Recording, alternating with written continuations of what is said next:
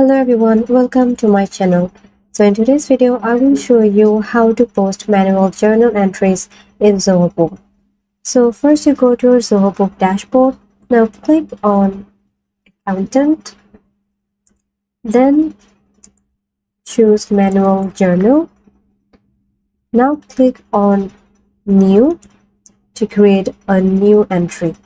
And you can add a reference. I will just use one for now, and you can also type a note if it helps explain the changes.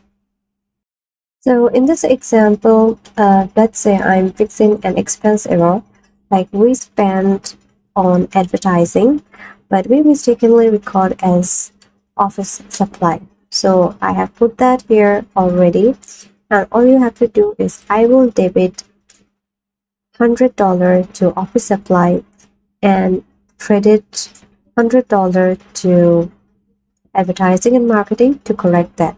You can also add mini row if needed, and you can also remove any by clicking the little X. And once everything looks correct, save and publish, so your accounts are now up to date. That's it, simple and quick. Hope that's helpful. Thank you for watching this video, and don't forget to subscribe. Catch you in the next video.